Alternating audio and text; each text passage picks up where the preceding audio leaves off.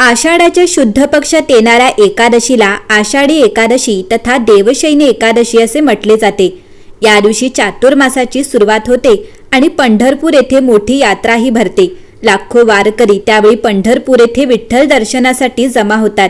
विठ्ठल नामाच्या गजराने अवघी पंढरी दुमदुमून जाते। महाराष्ट्रात या दिवशी घरोघरी उपवास व विठ्ठलाची पूजा केली जाते। मंडळी, एकादशीच्या दिवशी तहान भूक हरपून जावी एवढे ईशचिंतन करावे असे शास्त्र सांगते। ज्यांना हे शक्य नाही त्यांनी मिताहार करायला हरकत नाही। आषाढी एकादशीच्या दिवशी देव झोपी जातो असा समज आहे, म्हणून तिला देवशयनी एकादशी म्हणतात।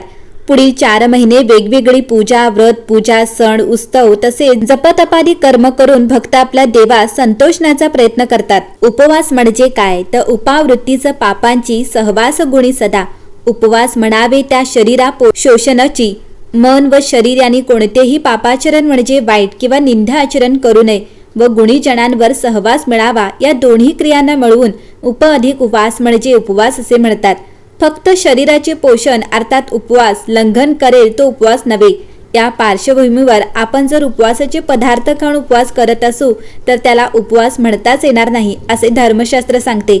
उपवासाच्या दिवशी काहीही न खाता केवळ शरीराला नाही तर विविध विकारांपासून मनालाही उपवास घडावा म्हणून सस्तंग करावा असे शास्त्र सांगते। उपवासाच्या दिवशी शारीरिक लंघन केल्याने शरीराचे विकार दूर होतात, तसेच मनाचे लंघन केले तर मनाचे विकारही दूर होतात। विषयांची आसक्ती दूर करण्यासाठी उपवासाच्या दिवशी मन कामात, हरिकीर्तनात, भजनात रमवावे आणि अनन्य भावे भगवंताला शरण जाऊन नामस्मरण करावे।